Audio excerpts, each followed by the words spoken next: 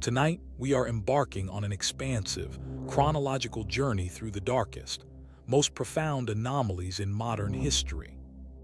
This is a comprehensive, deep-dive audio script detailing the evolution of the global alien phenomenon.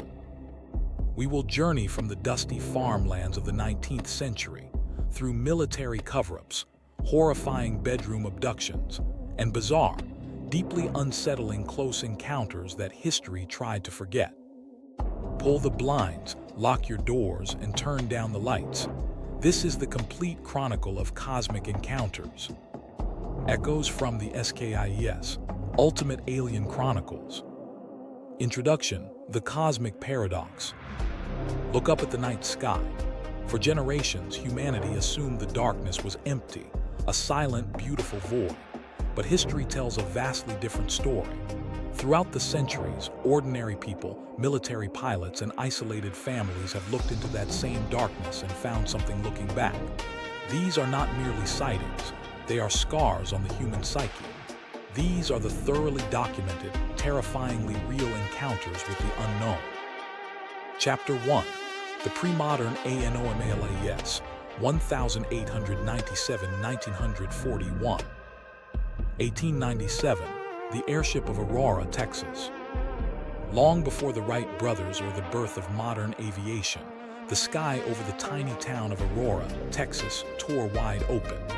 On April 17, 1897, residents woke to a bizarre, cigar-shaped silver craft sailing low over the plains. It was not a bird nor a balloon. The object was metallic, humming with a rhythmic vitality. According to local records and a historic article by reporter S.E. Haydock, the craft collided with a windmill on the property of Judge J.S. Hawk. The resulting explosion showered the landscape in a strange, silver alley debris. Amidst the burning wreckage, townspeople discovered the remains of the pilot. It was described as small, frail, and distinctly not an inhabitant of this world. Unsure of how to handle a cosmic tragedy, the deeply religious locals gave the entity a proper Christian burial in the local cemetery. To this day, rumors persist of a hidden grave marked by a crude stone etched with a delta-shaped craft, a grave that military officials allegedly cleared of all anomalous metal decades later. 1941, the Cape Girardeau wreckage. Decades before Roswell became a household name, Missouri hid a devastating secret. In April 1941, Reverend Guy Hollifield was awoken by a frantic call from the local sheriff. A plane had crashed just outside Cape Girardeau. Assuming his pastoral services were needed for grieving families, Hollifield rushed to the site. He did not find a burning aircraft. Instead, he found a classic, disc-shaped metallic saucer split open in a field. Surrounding the craft were armed military police sworn to absolute secrecy. The sheriff pointed toward three small figures laid out on the grass. Hollifield described them as roughly 4 feet tall, with massive, hairless heads, disproportionately large black eyes, and long, spider-like fingers. They wore seamless, metallic silver suits. Hollifield was ordered to deliver last rites to the alien entities before the military crated the bodies in the wreckage, burying the incident beneath the looming chaos of World War II. Chapter 2. The FOO Fighters and the Birth of the WWII, 1940–1957. 1940–1945. The Foo Fighters of WWII. During the height of World War II, the skies over Europe and the Pacific became a crowded theater of war. But Allied and Axis pilots alike were being stalked by a third, neutral party. Pilots reported glowing, fiery orbs of orange, red, and silver that mirrored their flight paths at impossible speeds. Dubbed Foo Fighters by Allied aircrews, these objects exhibited intelligent control. They would sit on a bomber's wingtip, completely unfazed by anti-aircraft fire, before accelerating vertically out of sight at thousands of miles per hour. Both sides believed the objects were secret weapons belonging to the enemy. It wasn't until the war ended that intelligence agencies realized everyone was seeing them, and nobody owned them. 1947, the gateway at Roswell. On a stormy July night in 1947, the modern UFO era truly began in the high deserts of New Mexico. Rancher Mac Brazel discovered a vast debris field of unearthly material, foil that could not be creased, beams etched with strange hieroglyphs, and wires that possessed memory metal properties. When the Roswell Army Airfield initially released a statement confirming they had recovered a flying disc, the world stopped spinning. Within hours, the military enacted a massive U-turn, claiming it was merely a weather balloon. However, eyewitnesses like mortician Glenn Dennis reported a darker truth. Small, hairless bodies with oversized craniums being examined under tight security at the base hospital, their internal organs entirely alien to human biology. The Roswell Chronicle. The Corona Storm. It is the night of July 2, 1947. A suffocating, electric heat hangs over the high desert plateau of Corona, New Mexico. High above, a violent summer tempest tears the sky wide open. But tonight, the lightning isn't the only thing crackling in the dark. At White Sands Proving Grounds and the top-secret Roswell Army Airfield, radar operators stare at their scopes in utter disbelief. A jagged, metallic return is dancing erratically through the thunderheads. It maneuvers at speeds that defy every known law of aerodynamics, cutting through the eye of the storm before executing a violent, sharp turn. A deafening, localized crack of thunder, layered underneath a strange, high-pitched electrical screech that snaps violently out into static. Then the blip simply vanishes. The target is lost. The next morning, the sun bakes the remote soil of the Foster Ranch. Mac Brazel, a quiet, weathered foreman, steps past his gates to inspect the storm damage. He expects to find broken fences. Instead, he steps directly into an active anomaly. Mac Brazel. Voice raspy, breathing heavily, boots crunching deliberately on dry gravel. The sheep won't go near it. They're huddled up by the ridge, completely spooked. I look down and the entire valley, stretching out for nearly 3/4 of a mile, is just covered. It looks like a giant mirror shattered out of the sky. I reached down and picked up a chunk of this silver foil. It felt like nothing, light as a feather. I rolled it up tight into a ball right inside my fist, squeezed it as hard as I could. And when I opened my hand, it unwrinkled itself completely smooth without a single crease left behind. There are structural beams out here too, pale purple-pink. They look like balsa wood, but you can't snap them, can't even burn them, and etched right into the sides. These weird, tiny symbols. They look like hieroglyphs, or some kind of geometric language I've never seen in my life. The KGFL radio blackout. Confused and deeply unnerved, Mac Brazel fills the bed of his truck with the unearthly materials and drives into town, hauling the debris to Sheriff George Wilcox. Wilcox immediately alerts Major Jesse Marcel, the head intelligence officer of the elite 509th Bomb Group at Roswell. But word travels fast in a small desert community. Before the military can even establish a perimeter, Mac Brazel walks into the local radio station, KGFL, and knocks on the door of the station owner, Walt Whitmore. The rhythmic, mechanical whir of an old magnetic wire recorder spinning up, followed by a heavy microphone thud.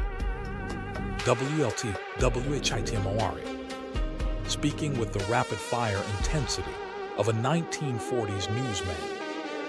We knew we had the scoop of the century. Mac sat right here in my studio, pale as a ghost, pouring out his soul into our wire recorder. He described memory metal, indestructible beams, and a catastrophic explosion in the night. I was already cutting the acetate discs to broadcast the interview to the wire services. The transmitter was warming up. Then the telephone line rang. It wasn't a local call. It was a high-ranking official calling directly from the Federal Communications Commission in Washington, D.C. The voice on the other end was icy cold. They told me if I allowed that broadcast to hit the airwaves, they would pull KGFL's broadcasting license before sundown, lock our doors, and throw us in a federal cell. Within 20 minutes, a military sedan pulled into our gravel lot. Two men in dark suits walked into my studio, confiscated every single foot of our recorded wire, and ordered Mac out the door into a waiting Army Jeep. They silenced us before we could even press play. The press release and the retraction. While the military systematically scrubs the airwaves, Major Jesse Marcel returns from the ranch with his Jeep piled high with wreckage, confident that they have secured a monumental breakthrough. Colonel William Blanchard authorizes a public press release that shifts the axis of modern history. Public Information Officer Walter Haut sits at his desk, hammering out a statement that would ignite a global media wildfire. WLTR-HAUT. The many rumors regarding the flying disc became a reality yesterday when the intelligence office of the 509th Bomb Group of the 8th Air Force, Roswell Army Airfield, was fortunate enough to gain possession of a disc through the cooperation of one of the local ranchers and the sheriff's office. The headline screams across the nation: RAAF captures flying saucer on ranch in Roswell region. But the truth is a dangerous commodity. Hours later, the Pentagon realizes the terrifying gravity of what has been leaked. General Roger Ramey, commander of the 8th Air Force in Fort Worth, Texas, orders Major Marcel to fly the debris directly to his headquarters. When Marcel steps into Ramey's office, the real material is instantly confiscated. The press is ushered in, but the pristine, unearthly wreckage has vanished. In its place, tattered, degraded scrap metal and torn fabric are scattered across the floor. General Roger, RAMEY. Ladies and gentlemen of the press, thank you for your patience. It appears a highly eager, overstressed young officer in Roswell has misidentified the situation. What you see before you is nothing more than the tattered remnants of a standard weather balloon and its radar-reflective target. The excitement is over. There is no saucer. Go home. The mortician's account. The public accepts the weather balloon narrative, and the story vanishes from the front pages within 24 hours. But back in the highly restricted corridors of the Roswell Base Hospital, a far more terrifying sequence of events is unfolding. Glenn Dennis, a young mortician working for the Ballard Funeral Home, receives a highly irregular phone call from the airfield's air police. The harsh, mechanical ringing of a vintage rotary telephone. GLENN-DNNIS. Voice trembling, speaking in a hurried, panicked whisper. They called me 3 times in one afternoon. They asked how many child-sized, hermetically sealed metal coffins I had in stock. Then they wanted to know the exact procedures for preserving bodies that had been exposed to the harsh desert sun for several days without altering the chemical composition of the tissue. I didn't connect the dots until I drove up to the base hospital later that evening to drop off an injured civilian. The moment I stepped inside, the atmosphere was thick with panic. Armed MPs were everywhere. I walked down a back hallway and ran right into a young military nurse I knew well. She was pale, physically shaking, holding her hand over her mouth. She pulled me into an empty examination room, her eyes wide with terror.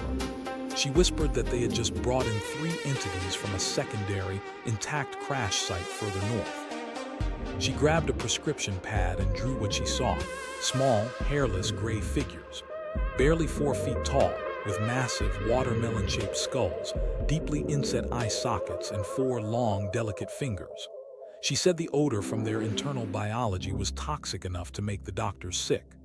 Before she could say another word, 2 MPs slammed open the door, grabbed me by my collar, and dragged me out. They told me if I ever opened my mouth about this night, they'd be pulling my bones out of the New Mexico sand. The second layer, Project Mogul. Narrator. For nearly 50 years, the United States government maintains the weather balloon line. But in 1994, under immense pressure, the Secretary of the Air Force finally blinks, releasing a massive declassified report that tears away the first cover story, only to replace it with a second, deeply complex layer of national security. WWII military briefing. Case file update. Roswell, New Mexico. Review of legacy records indicates that the debris recovered from the Foster Ranch was not a standard weather balloon. It was, in fact, the wreckage of a top-secret, highly classified reconnaissance program codenamed Project Mogul.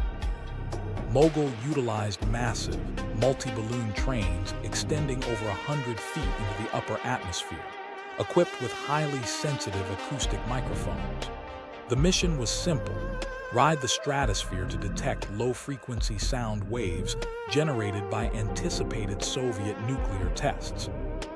The unusual, highly durable materials, the aluminum-foiled radar targets, and the reinforced structural tape fabricated by a New York toy manufacturer account for the anomalous, hieroglyphic descriptions provided by civilian witnesses.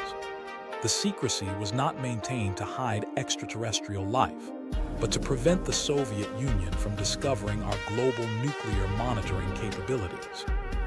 The Cold Horizon. Narrator. Project Mogul provides the perfect mathematical equation for the debris. It satisfies the skeptics. It fills the blanks on the ledger. But it does not explain the child-sized coffins.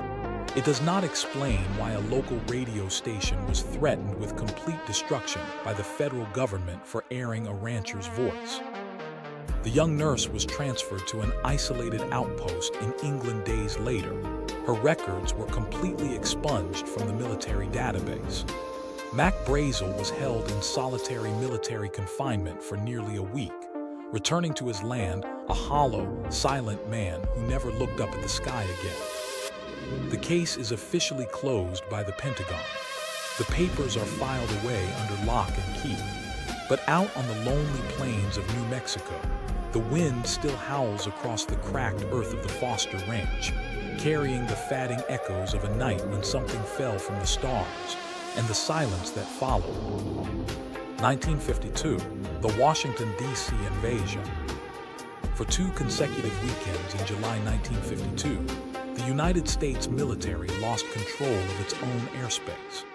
Radar operators at Washington National Airport and Andrews Air Force Base watched in horror as fleets of unidentified targets swarmed the sky directly over the White House and the U.S. Capitol. F-94 Starfire jet interceptors were scrambled. As the jets approached, the glowing orbs would vanish or outmaneuver them with physics-defying speed. When the jets returned to base, the objects returned. The panic was so immense that Major General John Samford held the largest Pentagon press conference since WWII to calm the public, blaming the radar blips on temperature inversions, a cover-up that left radar experts completely unconvinced. 1955, the terror at Kelly Hopkinsville. On August 21, 1955, the Sutton family farm in rural Kentucky became a war zone. This was not a sighting from afar. It was a prolonged siege. The family witnessed a bright object land in the woods, followed shortly by the arrival of small, horrifying creatures. Described as 3 feet tall, with massive luminous eyes, large bat-like ears, and long arms ending in claws, the entities approached the farmhouse. Terrified, the men grabbed their shotguns and flipped on the porch lights. They shot the creatures at point-blank range. The Suttons reported that the bullets made a metallic, clanging sound, knocking the entities over, only for them to float back up and float away into the trees. The siege lasted for hours, forcing the traumatized family to flee to the local police station in the dead of night, covered in cold sweat. Chapter 3. The Abduction Era BGINS, 1961–1973. 1961, The Nightmare of Betty and Barney Hill. September 19, 1961, marks the birth of the modern alien abduction phenomenon. Driving through the lonely white mountains of New Hampshire, social worker Betty Hill and her husband, postal clerk Barney Hill, noticed a bright, star-like light tracking their car. Through binoculars, Barney saw figures looking down at him from a massive, silent disc.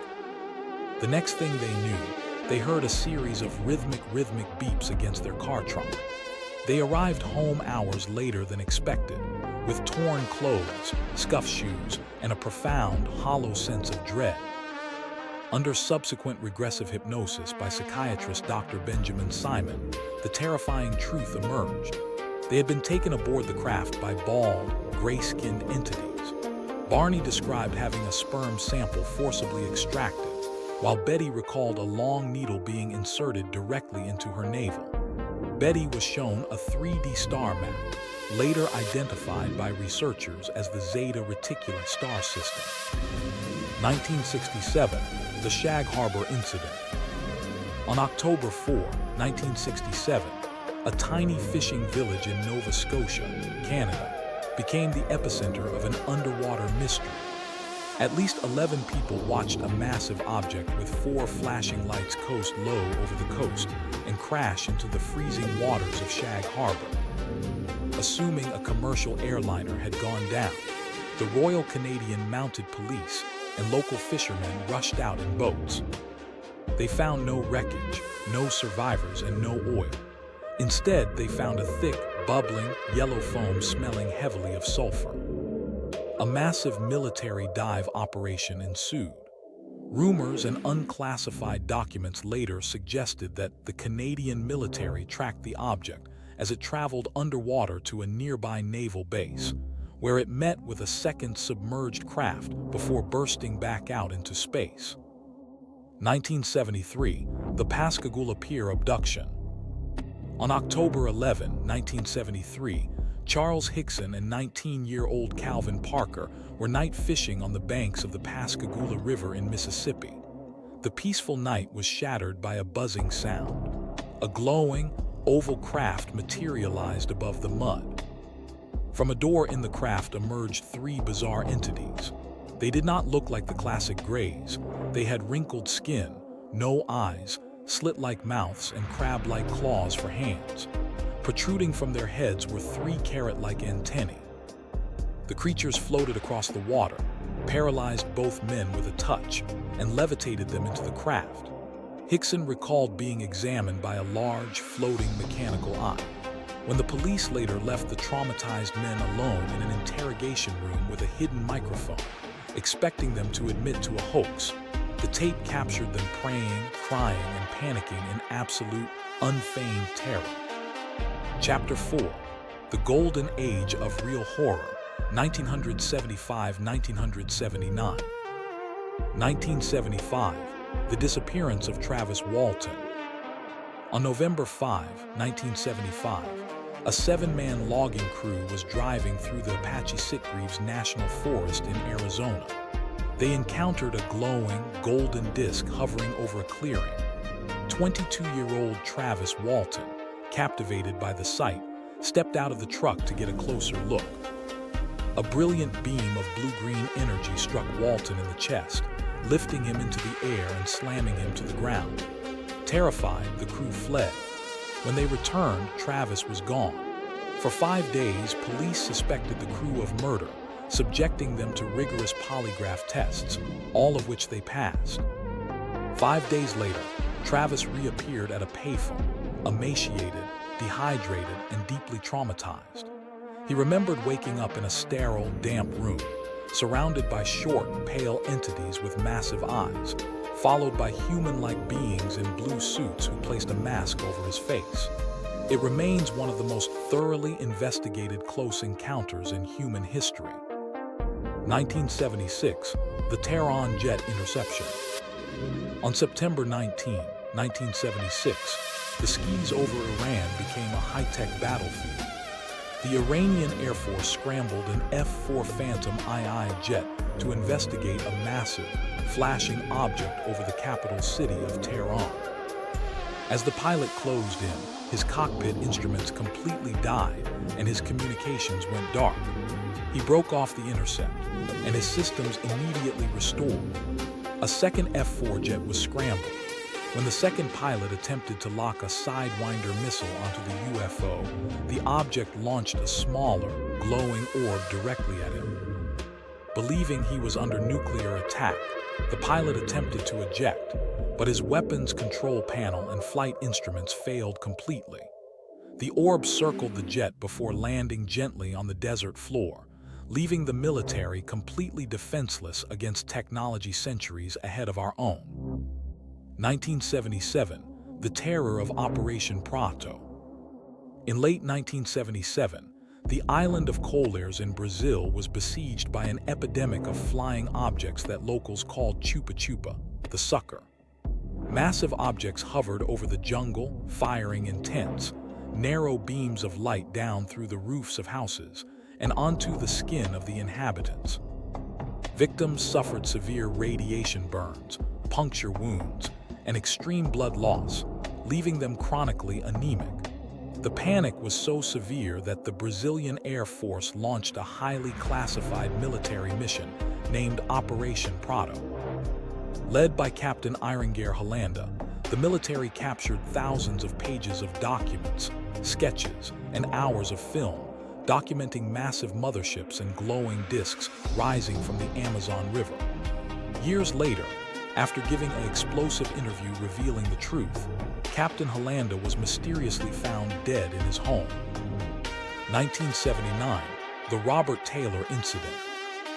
On November 9, 1979, forestry worker Robert Taylor was walking his dog near Livingston, Scotland, when he encountered a massive, dome-shaped metallic craft hovering in a clearing. The object was dark gray, with a texture resembling rough sandpaper. Suddenly, two smaller spiked spheres, resembling naval mines, dropped from the craft and rolled toward him. The spheres attached themselves to his trousers and dragged him toward the main ship, emitting a suffocating chemical gas. Taylor lost consciousness. When he awoke, his dog was barking frantically. The craft was gone, his clothes were torn, and he could not walk or speak.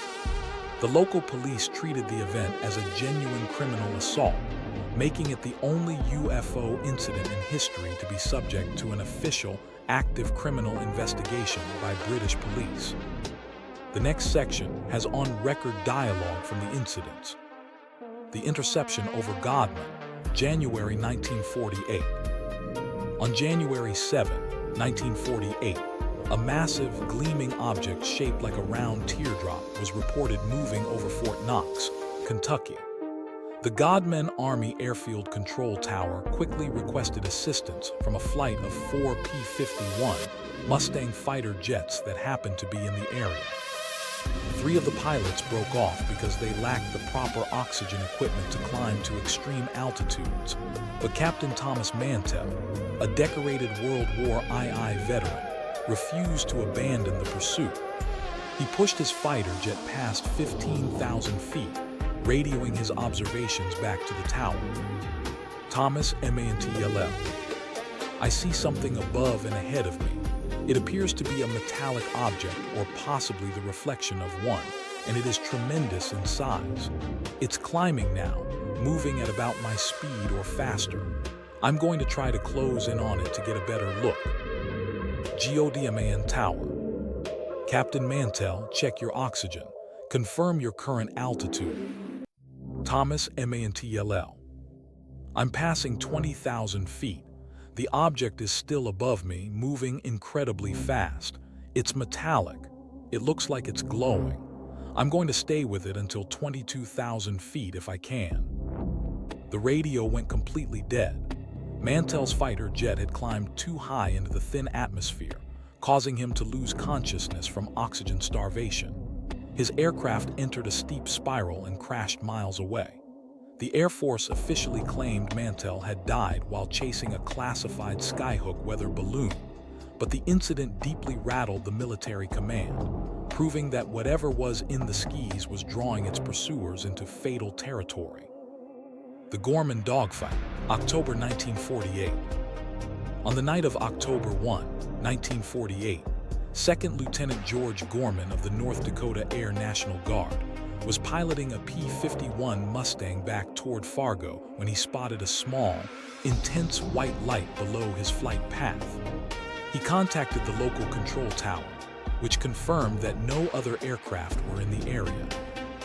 Gorman decided to intercept the anomaly, initiating a 20-minute tactical dogfight with a silent, highly agile object that appeared to actively respond to his maneuvers. George Gorman. Fargo Tower, this is Gorman. I've spotted a clear, bright light moving below me. I am going down to investigate. Fargo Tower. Roger, Gorman. We have no other traffic on the logs. Can you identify any structure? George Gorman. Negative. It's just a ball of light, roughly 6 to 8 inches in diameter, but it's completely solid. Wait, it's turning. It's coming straight at me. It just made a sharp banking turn directly across my nose. Fargo Tower. Gorman, advise on your position. Do you require assistance? George Gorman. It's out climbing me. I'm in a full power climb and it's looping around to get behind my tail. I'm pulling tight into a bank to avoid it. It just flew right past my canopy. There is absolutely no engine noise, no exhaust trail, and it's pulling maneuvers that would rip my wings off. Gorman eventually lost the object as it accelerated vertically out of sight. A thorough investigation by Project Sign ruled out whether balloons and conventional aircraft, noting that Gorman's description of rapid, aggressive, and responsive flight changes pointed toward a controlled object. The electronic ghost of the RB-47, July 1957. On July 17, 1957, an Air Force RB-47 Stratojet reconnaissance bomber equipped with highly specialized electronic intelligence gear was flying a training mission across the Gulf Coast. The crew consisted of a pilot, a co-pilot, and 3 electronic warfare officers who monitored the radar spectrum. As they flew over Mississippi, the electronic gear began registering an intense, unidentifiable microwave signal that matched the exact radar signature of an active moving object, even though nothing was visible out the windows. Within minutes, the signal materialized into a physical light that began darting across their path. Major Frank MCCOY, pilot. Crew, look out the right side. Do you see that light? It looks like a massive, glowing blue-white beacon, and it's holding position right off our wing. Captain FORBES, electronic officer. Major, I've got it locked on the ALA-6 electronic monitor. It's emitting an incredibly strong, pulsing signal at 2,800 megacycles. It's not a malfunction. Whatever that thing is, it's actively transmitting high-power energy directly at our aircraft. Major Frank MCCOY.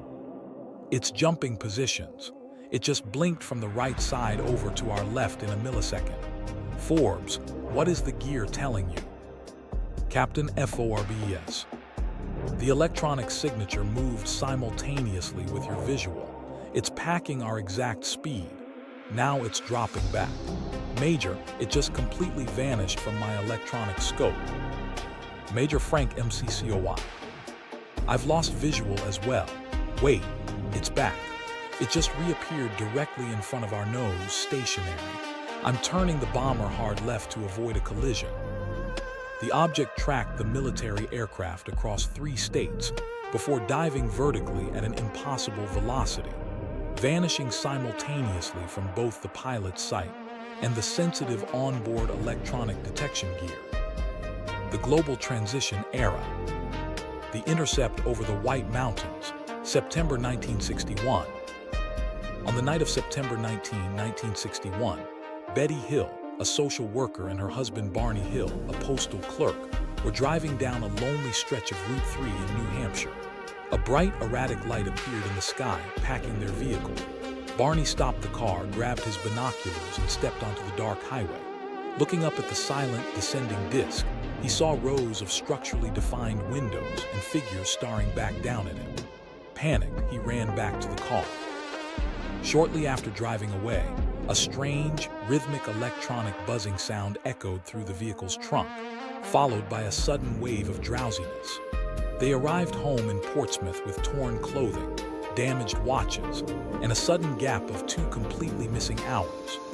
Years later, under deep clinical hypnosis with Dr. Benjamin Simon, the raw terror of what occurred during those 2 hours was recorded verbatim. BTTY Hill. It was a beautiful night. The moon was very bright and we were calm and relaxed, and the radio was playing when I saw the strange light in the sky. It came out over the highway and stopped directly in front of us. BARNEY Hill. The leader is telling me something. I can see it in his face. Run, God, give me strength. I've got to get away. Oh. BTTY Hill.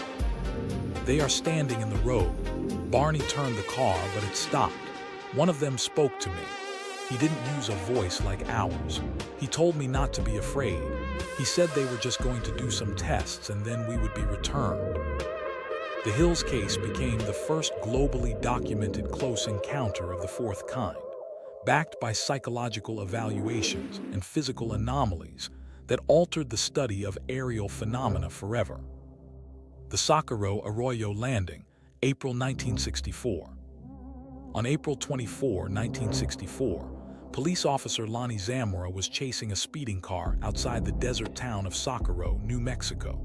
Suddenly, a loud roar echoed through the canyon, accompanied by a bright bluish-orange flame in the sky.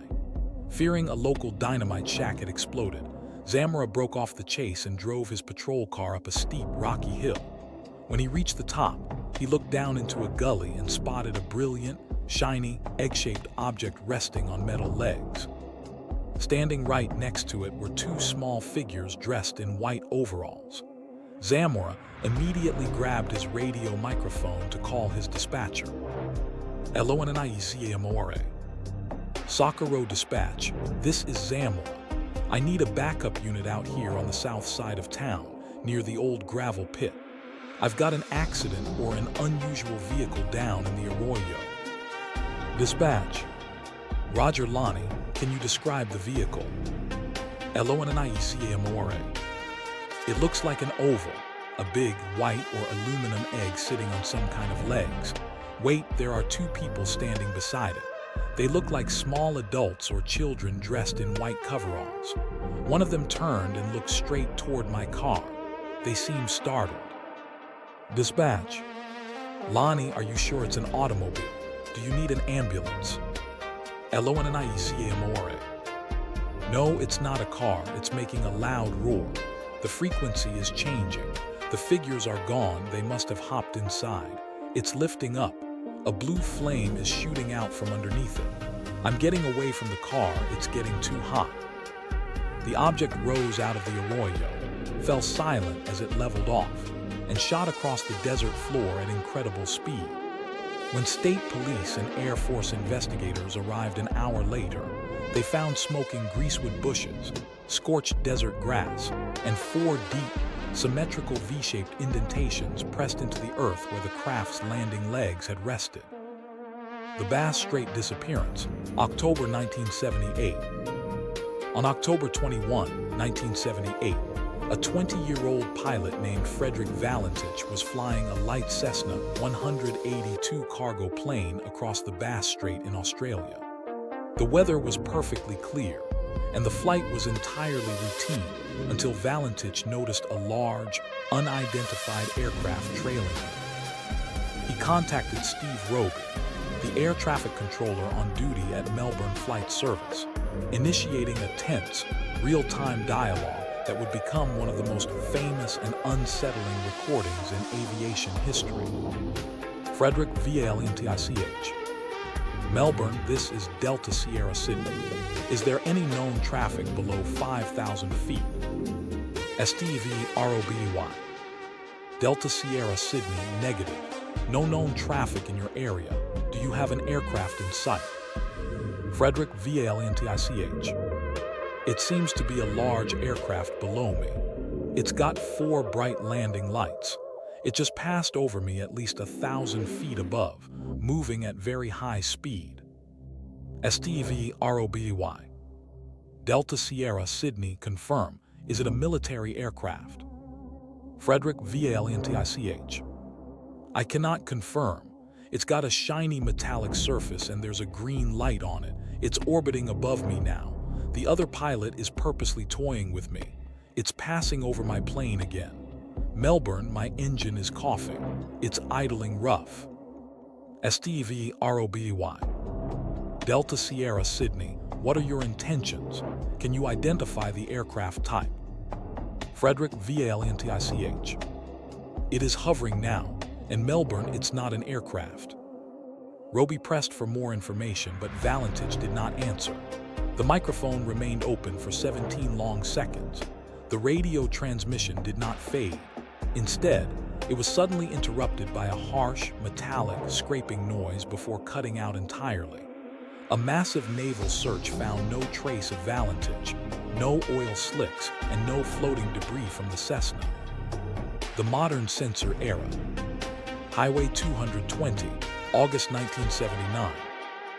The night of August 27, 1979, was dead silent along the flat, rural expanse of State Highway 220 in Marshall County, Minnesota. Deputy Sheriff Val Johnson was cruising at 1:40 a.m. when a brilliant light, just above the tree line, caught his eye. Expecting a smuggler's plane or a stranded motorist, he turned his cruiser toward it. Instantly, the light accelerated, covering miles in a fraction of a second. The interior of the patrol car flashed blindingly white. Johnson heard the terrifying sound of glass shattering, accompanied by a sudden, intense wave of heat. He was knocked completely unconscious. When he woke up 39 minutes later, his car was angled sideways across the ditch. Dizzy and bleeding from his forehead, he fumbled for his radio microphone and contacted the Marshall County Dispatch Desk. VAL Johnson. Dispatch, this is 407. I need some help out here. Something just hit my car. I don't know what it was. I'm hurt. Dispatcher. 407, what is your location? What hit you? VAL Johnson. I'm on 220, near the county line. My windshield is smashed, my head. I think I blacked out. Everything just stopped. When backup arrived, they found the cruiser's windshield webbed with fractures, a headlight crushed, and the heavy metal radio antenna bent at a sharp 90-degree angle. Most bizarrely, both the car's mechanical clock and Johnson's wristwatch were ticking exactly 14 minutes slow, though both were still fully functional. The Bentwaters weapons cache, December 1980.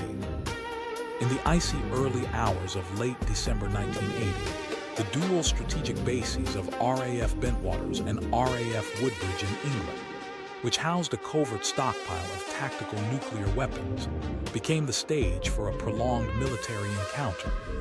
After security patrols spotted glowing lights descending into neighboring Rendlesham Forest on December 26, the anomalies returned 2 nights later.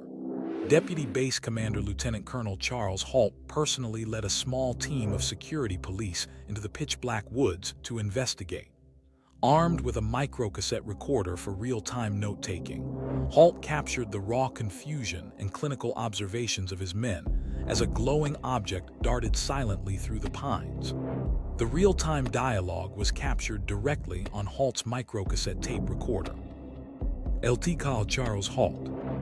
I see it too. What is it? It's a strange, flashing light ahead. It's coming this way. It is definitely a light beaming down to the ground. Sergeant Monroe, NEVELS. Sir, I'm getting a reading. The pulses. It's clicking. It's jumping on the meter. LT Col Charles Halt. What's the reading? Give me a count. Sergeant Monroe, NEVELS.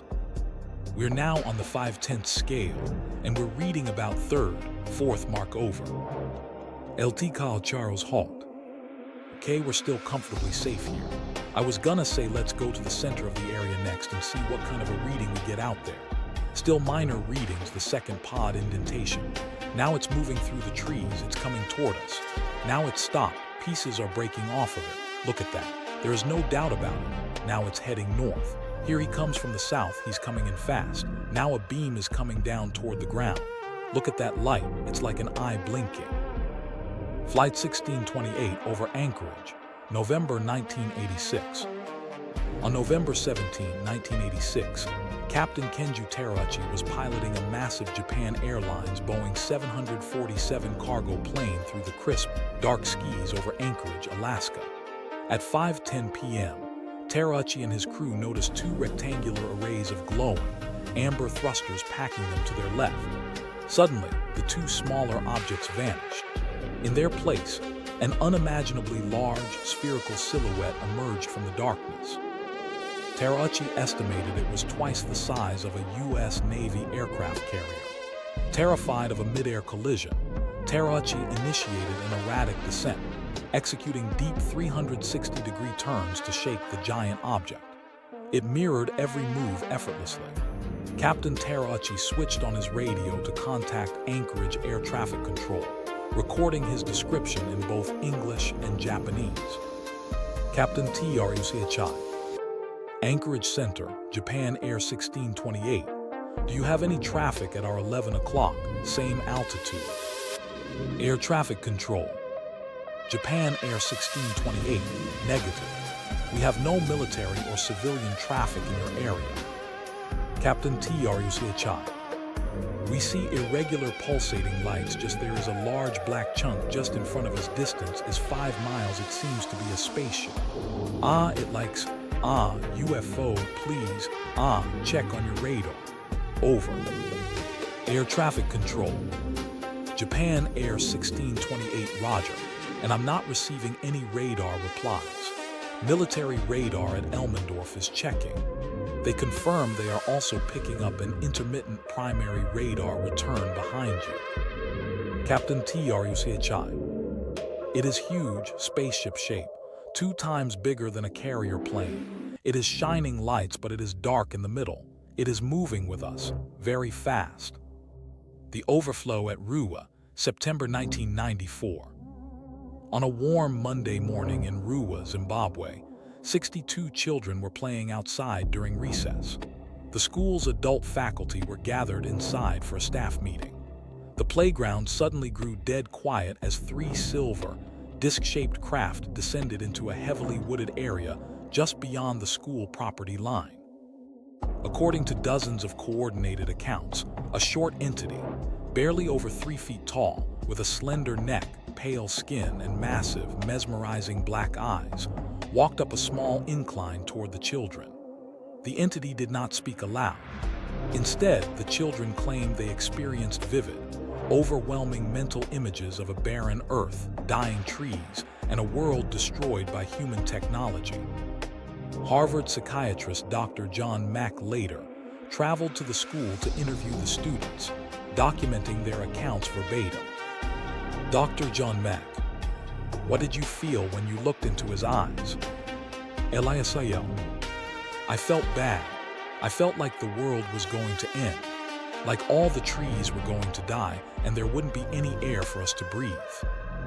Dr. John Mack, did he say these words to you? Eliasayo, no, he didn't make a sound. He just looked at me. The thoughts, they came from his eyes into my eyes. The Horizon Block, March 1997.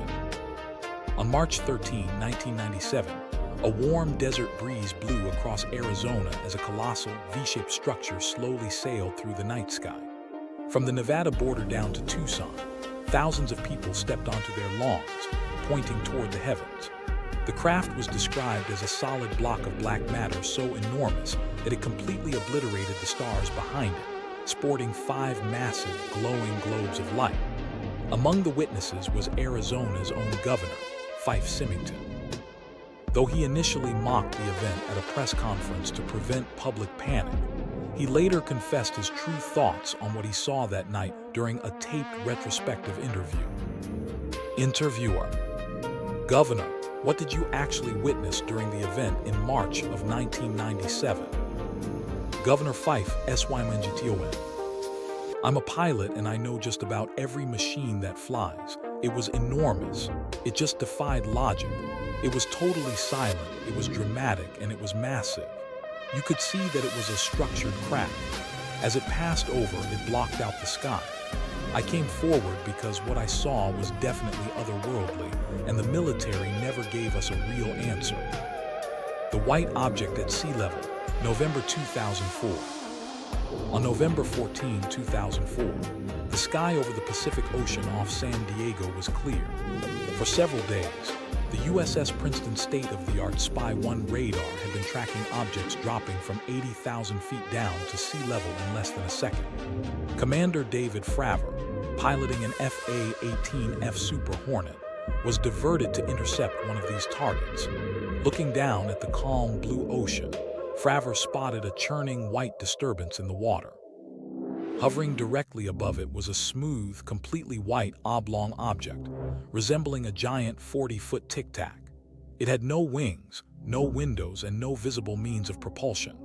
As Fravor began a circular spiral descent to get a closer look, the tic-tac suddenly broke its hovering pattern, rotated to face his jet, and began mimicking his flight path, climbing rapidly toward him. Fravor spoke over the tactical radio channel to his wingman, Lieutenant Commander Alex Dietrich. Commander David, FRAVOR. Okay, I'm going to go down and get a closer look. Stay up high and watch my back. Lieutenant Commander Alex Dietrich. Roger, watching you from above. Wait, Dave, look at it. It's starting to turn. Commander David, FRAVOR. It's acknowledging us. It's turning around. It's mirroring my altitude. It's coming right up at me. Fravor pulled his jet tight to meet the object head-on. In a fraction of a second, the tic-tac accelerated with such extreme, physics-defying speed that it vanished completely from sight. Moments later, the USS Princeton radioed Fravor with a chilled voice. The object had already reappeared 60 miles away at his secure combat air patrol station. The Cold Rotation, 2015. A decade later, off the east coast of the United States, advanced weapons systems captured the phenomena again. Navy pilots flying Super Hornets from the USS Theodore Roosevelt were tracking a fleet of unknown targets moving against a screaming 120-knot wind. The weapons systems officer locked his forward-looking infrared targeting pod onto the lead object, a disc-shaped craft with a distinct cooling aura. The official cockpit audio was leaked and later verified as authentic by the Department of Defense. Pilot 1. Look at that thing, dude. Pilot 2. Caught it, got a lock on it. Huh, look at it fly. Pilot 1. My gosh, there's a whole fleet of them on the ASA. Look on the radar, there's a whole bunch of them. Pilot 2. Guys, it's rotating. Look at that thing, it's rotating against the wind. Pilot 1. It's rotating. My God, look at that engine trail, there isn't one. What is that thing? The Congressional Inquiry, July 2023. By July 26, 2023, the decades of ridicule evaporated. Inside a packed room on Capitol Hill, members of Congress sat in rapt attention as three highly decorated military veterans sat at the witness table, raised their right hands, and swore to tell the truth. Among them was David Grush, a former high-ranking U.S. Air Force officer and intelligence official. The tone of the room was dead serious as South Carolina Representative Nancy Mace pressed Grush on the highly sensitive intelligence he had uncovered regarding crashed, non-human technology. The exchange was recorded directly into the congressional record. Representative Nancy Mace. Do you believe that our government has made contact with intelligent extraterrestrials? David Grush. We are not alone, and the authorities are concealing the evidence. Representative Nancy Mace. If you believe we have crashed craft, do we have the bodies of the pilots who piloted these craft? David Grush. Biologics came with some of these recoveries. Representative Nancy Mace. Were they human or non-human biologics? David Grush. Non-human, and that was the assessment of people with direct knowledge on the program I talked to, who are currently still on the program. This historic testimony transitioned UAPs from a fringe subculture directly into an ongoing bipartisan investigation regarding government defense spending, pilot safety, and humanity's true place in the cosmos. Outro: The Endless Watch. As the decades rolled on, the visitors changed their tactics, but they never truly left. From the ancient airships of the 19th century to the radiation burns of the Amazon jungle, the evidence is etched not just in government archives, but in the trauma of those who live to tell the tale. Are we a cosmic zoo, a military experiment, or merely a primitive species catching a glimpse of a reality we are not yet evolved enough to comprehend? Thank you for listening to this presentation of Creepy Tailies. If these historical anomalies sent a chill down your spine, make sure to like, subscribe, and leave a comment below sharing which incident you believe is the most definitive proof that we are not alone. Until next time, lock your windows, watch the woodline, and never trust the silence of the night.